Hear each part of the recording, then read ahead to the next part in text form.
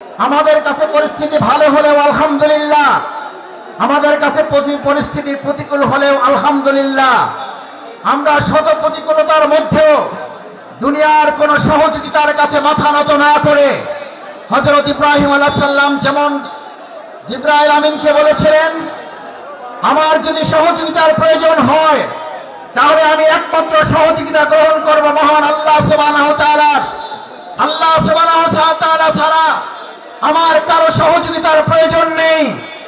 আজ মুসল্লিয়ানে কেরাম আপনাদের কাছে জানতে চাই, বাংলাদেশকে যদি কোরআনের দেশ করতে হয়, বাংলাদেশকে যদি ইসলামের দেশ করতে হয়, তার জন্য যদি হযরত ইব্রাহিম আলাইহিস সালামের মতো আমাদের ত্যাগ এবং কোরবানির পরীক্ষায় উত্তীর্ণ হতে হয়, আর তার জন্য যদি সেই অগ্নি পরীক্ষায় আমাদেরকে সহযোগিতার জন্য এক আল্লাহ ছাড়া দুনিয়ার আর কাউকে না পাওয়া যায়, তাহলে আজ এই জনসমুদ্রের কাছে জানতে চাই, আমরা এক আল্লাহ ছাড়া আর কারো সাহায্য কি আমাদের দরকার হবে? আমরা কার সাহায্য চাই? কার সাহায্য চাই? একবার সেই আল্লাহকে আমরা ডাক দিতে চাই। আমরা সবাই আল্লাহকে একবার ডাকতে চাই, আল্লাহ আল্লাহ।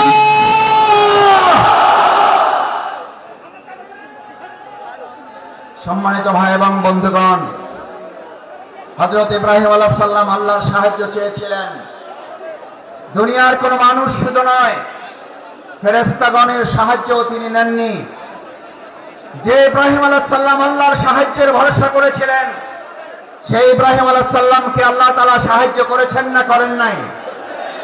আগুনের মধ্যে তাকে বাঁধা রশিটা পর্যন্ত পুড়ে গেছে। হযরত ইব্রাহিম আলাইহিস সালাম আগুনে স্পর্শ করা তো দূরের কথা, হযরত ইব্রাহিম আলাইহিস সালাম সেই সময় ওই সময়টুকু যা তিনি আগুনের মধ্যে অবস্থান করেছিলেন, সেই সময়টুকুকে বলা হয়ে থাকে তিনি তার জীবনের সবচেয়ে সুখী এবং আরামের জীবন যাপন করেছেন। সুতরাং কোরআনের জন্য যারা কথা বলবে, ইসলামের জন্য যারা কথা বলবে, কোরআন বাস্তবায়নের জন্য যারা কাজ করবে, ইসলাম বাস্তবায়নের জন্য যারা কাজ করবে, আজ এখানে আমরা যারা উপস্থিত হয়েছি, আমরা যদি আজ এখান থেকে সিদ্ধান্ত নিতে পারি আমাদের জীবনের সর্বস্বটুকু বিলিয়ে দিয়ে হলেও যে কোরআনের ভালোবাসায় আজ আপনারা এখানে শামিল হয়েছেন, আপনারা কি কোনো ব্যক্তির আহ্বানে ভালোবাসা এসেছেন নাকি কোরআনের ভালোবাসা এসেছেন? কিসের ভালোবাসা এসেছেন? এই কোরআনকে আগামী দিনের সংসদে যদি পাঠাতে হয়, তার জন্য আমাদের 2024 সালের জুলাই আগস্টের তরুণ যুবকেরা যারা জীবন বাজি রেখে উই ওয়ান্ট জাস্টিসের স্লোগান রেখেছিল, সেই উই ওয়ান্ট জাস্টিসের স্লোগান বাস্তবায়ন কি মানুষের তৈরি করা মতবাদ বাস্তবায়ন করতে পারবে নাকি কোরআন পারবে? উই ওয়ান্ট জাস্টিসের জন্য তরুণ যুবকেরা আমাদের নির্মুক্ত আবু সাঈদরা যদি জীবন দিতে পারে, আজ তরুণ যুবক এবং আমাদের জনতাকে জিজ্ঞেস করতে চাই, আগামী দিনে কোরআনের সংসদ কায়েমের জন্য, ইসলামের সংসদ কায়েমের জন্য আরেকবার যদি জীবন দিতে হয় আমাদের, সেই জীবন দিতে আমরা কি রাজি থাকবো? আমরা কি রাজি থাকবো?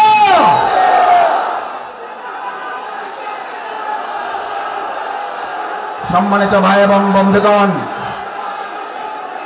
আল্লাহ সুবহানাহু ওয়া তাআলা মহাগ্রন্থ আল কোরআনে আমাদের জন্য উল্লেখ করেন, আল্লাহ তাআলা আমাদের জন্য উল্লেখ করেন, আফা হাসিবতুম আন্নামা খালাকনাকুম আবাসা ওয়া আন্নাকুম ইলাইনা লা তুরজাউন। আল্লাহ সুবহানাহু ওয়া তাআলা আমাদেরকে পৃথিবীতে প্রেরণ করে আমাদেরকে স্মরণ করিয়েছেন। তোমরা কি মনে করো যে তোমাদেরকে এমনিতে অর্থহীন ভাবে, টার্গেটলেস, এইমলেস, গোল শূন্য, কোন উদ্দেশ্যহীন ভাবে তোমাদেরকে আমি পৃথিবীতে প্রেরণ করেছি? ওয়া ইলাইনা লা তুরজাউন, অথচ তোমাদেরকে তোমাদের কাজ সম্পন্ন করে কি আবার আমার কাছে ফিরে আসতে হবে না?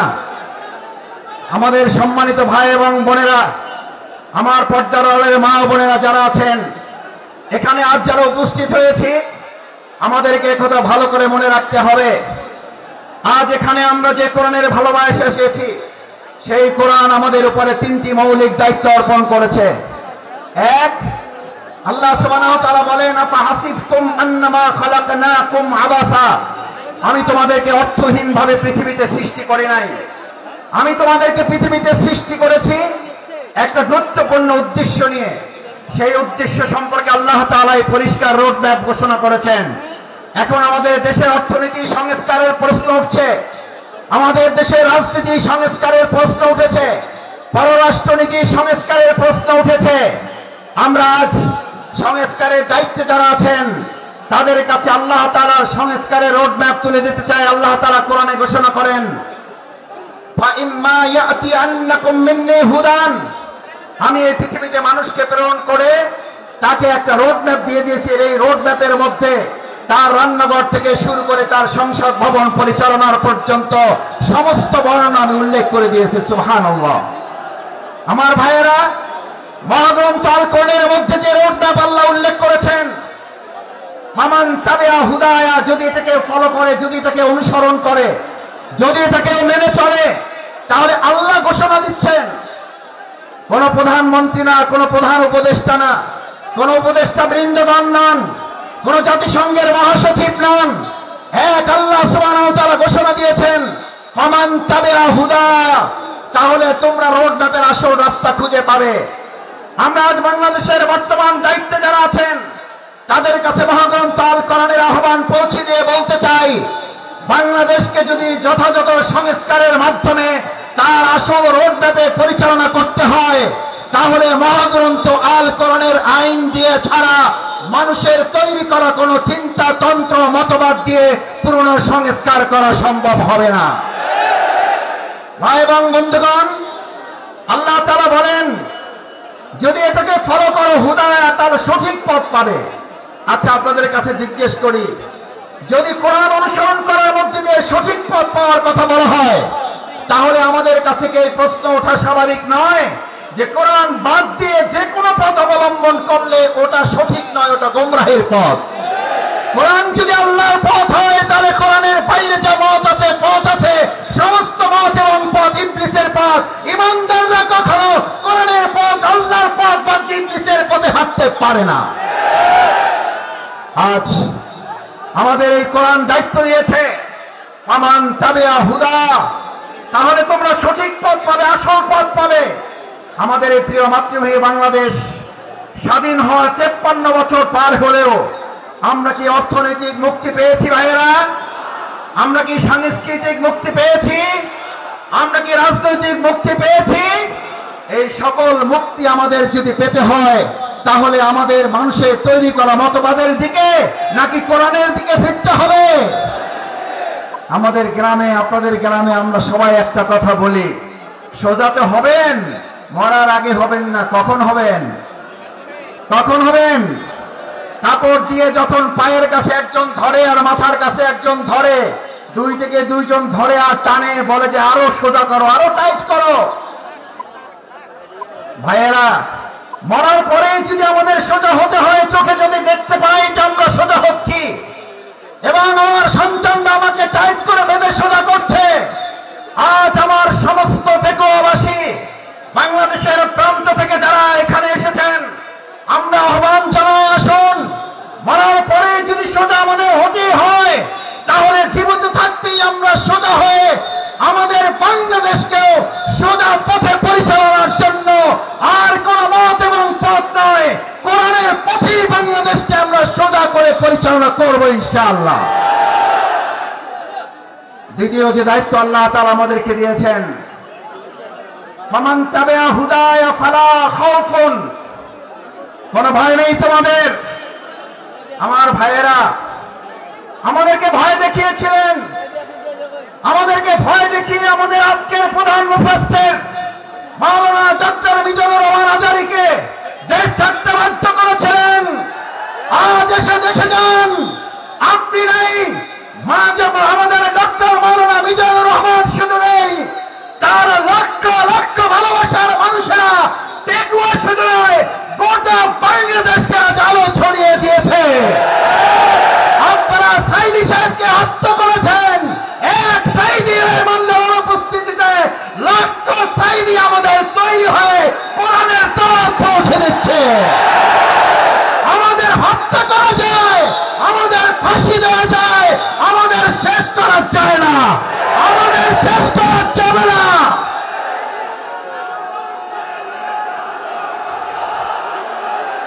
সম্মানিত ভাই এবং বন্ধুগণ, সম্মানিত ভাই এবং বন্ধুগণ, ফালা খাউফুন, সুতরাং আমাদেরকে আপনি ভয় দেখাবার কে? যারা আমাদেরকে ভয় দেখিয়েছেন 17 বছর এই বাংলাদেশের 18 কোটি নাগরিককে আপনারা ভয় দেখিয়েছেন। শেষ পর্যন্ত আপনারা ভয় দেখাতে দেখাতে এতটা ভয় পেলেন যে আপনারা দেশের জেলখানায় পর্যন্ত জায়গা হলো না, আপনাদেরকে দেশ ছেড়ে পালাতে হলো।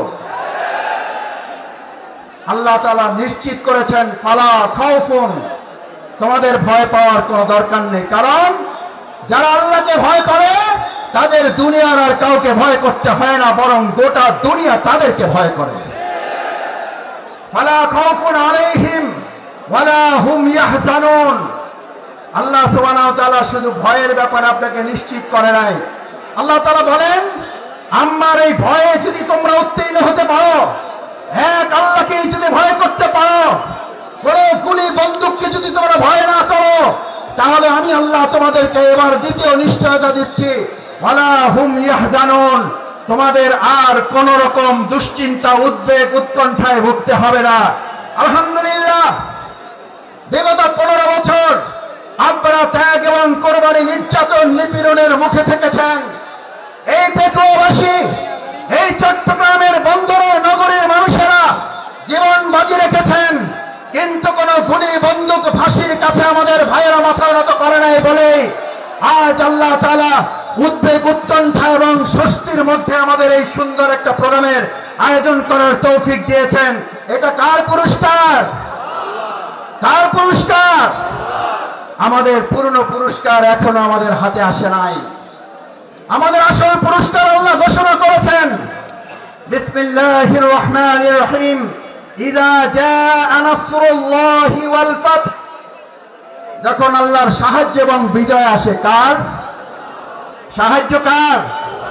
কোন পার্শ্ববর্তী রাষ্ট্রের, প্রশাসনের, সেনাবাহিনীর, র্যাবের সাহায্য? কার?